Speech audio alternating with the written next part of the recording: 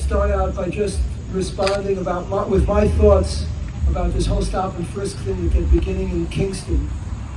Seems to me that stop and frisk is part of the same strategy that the United States has been using to prevent people from rising up.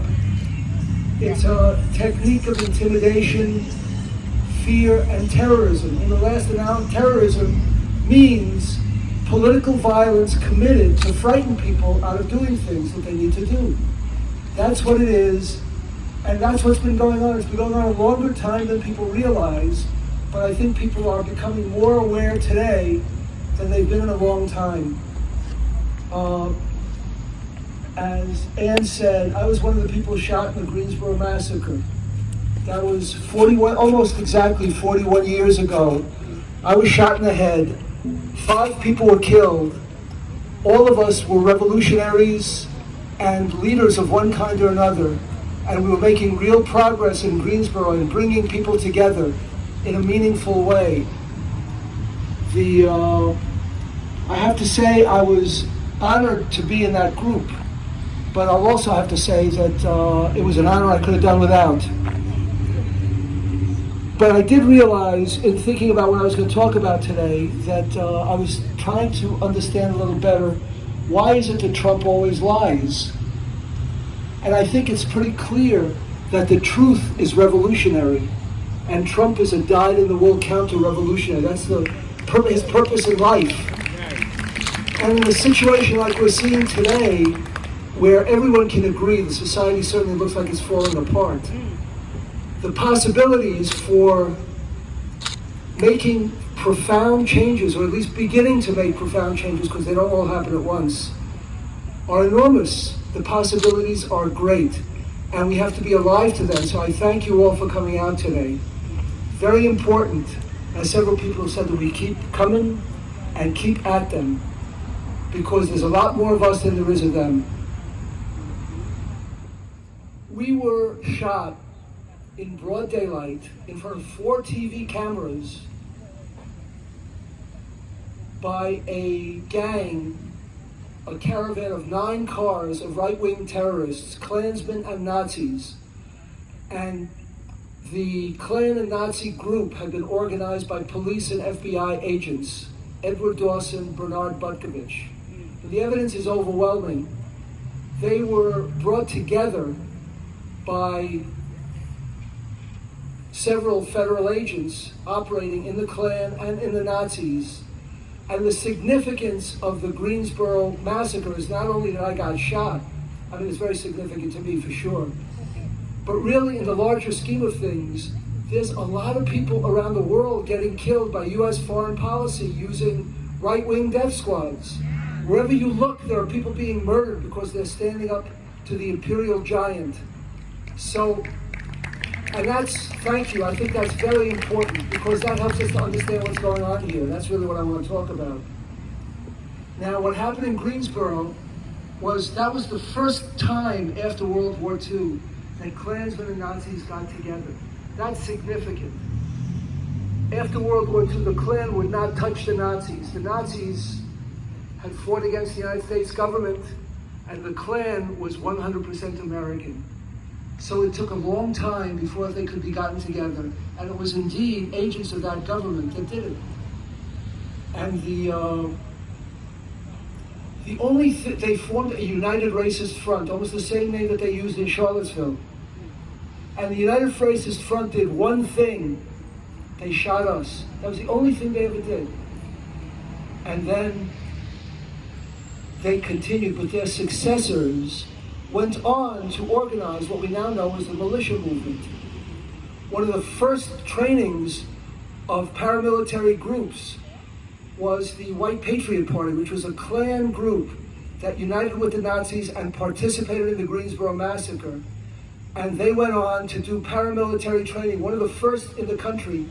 They got at least $200,000 from the Aryan nations to pursue that, because the breakthrough was bringing the Klan and Nazis together. And when you look today at these militia groups that are savaging the country, almost invariably you can see a coalition of Klan and Nazis at the foundation of that. So to me, that's the real significance of the Greensboro Massacre.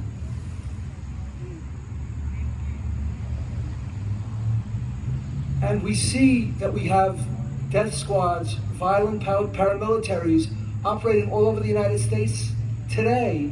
And we also see what they're doing is to try to prevent people from standing up. That's their routine. And I want to call out one recent victim, whose name I just learned yesterday, I think. Michael Forrest Reinhoel, I don't know if I'm pronouncing it right, I hope so, was killed in Portland by police on September 3rd after he had defended demonstrators and was involved in a shooting thing. The police came to arrest him. He had said he was afraid of being arrested because he was afraid he was going to be killed. They arrested him and they killed him. And to add indignity, they took his body out and left it in the street. They killed him in his apartment and they put him out in the street after that. So I want to just call out Michael Forrest Reinhoel. I hope I'm pronouncing it correctly, because he is our brother. And I want to say a few words also about what is increasingly becoming clear is the American civic religion. In the United States, all of us are obligated to worship American greatness. The public worship of American greatness is America's civic religion. And what do I mean by that? Well, people in my age category, we had to say the Pledge of Allegiance every day in school, growing up, to the republic for which it stands, one nation under God, indivisible, with liberty and justice for all. And that was religious training to be ready to continue to worship American greatness everywhere and always. And we know that one of the great temples to worship American greatness is the NFL stadium. And we know that because we saw what happened when Colin Kaepernick tried to make a little revision in how that American flag and that American greatness was worshipped. But even a small revision is not allowed because there's no room in the so-called American democracy for variation from that official requirement to worship American greatness. And what do they mean by American greatness when they talk about it? They mean America is the greatest country that ever was, the greatest democracy in human history, and the wealthiest nation, all combined. And the reason America has been able to attain that lofty status is that the American people have been chosen by God to be his agent and to carry out his will. This is the official mythology of the United States, and everywhere you look, you see it. And now, first off, of course, America is not the greatest country ever. America was born out of genocide and slavery. That was just the beginning, and it's continued on those things. It's continued to steal Indian land. It's continued the enslavement of African people, putting millions and millions of people in prison for bogus charges, and nonviolent offenses, people being committed to decades of their lives for nothing.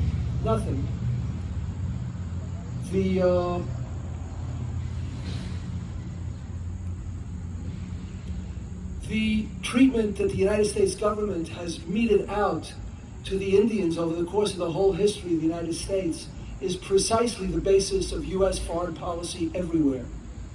They bomb and invade countries with darker populations to take their resources, to take their land, and to take their lives. That's routine. This is routine. And for this reason, I don't think that America is the greatest country that ever was. Now, you know that this makes me un-American. And if you're un-American, let me tell you, because I know the FBI was behind my shooting, if you're un-American, they will sick the FBI on you, and the FBI will investigate your un-Americanism. And your un-Americanism means that you're not a loyal worshiper of the great American state. And there's a lot of things that can happen to you if the FBI investigates. Not only can your name be ruined, but you can be killed. So this is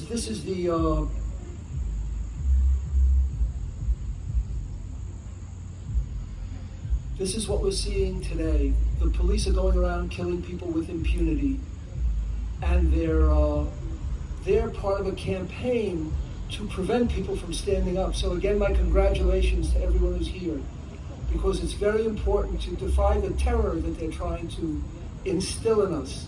The murders that are going on, mass incarceration is another terrorist technique to instill fear in the people. People are scared, and they want the cops out, stopping and frisking people as much as possible, scare them even more. That's what it's all about. And the country, another thing that makes it clear that the country is not great, is this so-called opioid epidemic is leading to what some people are beginning to call deaths of despair, because people have nothing to live for. So millions of people are drinking too much and drugging too much out of a despair at the lack of life options that they have in front of them. So much so that the longevity of the people in the United States, white people in the United States, has gone down in the last few years. The time that people have to live on this earth has been reduced by the impact of the so-called epidemic. So I'm going to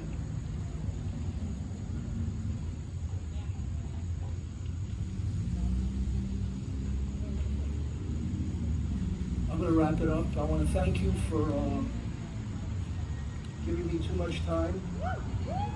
I think that we want to keep up this good fight, and part of that is not to worship false idols like the United States government. So thank you very much.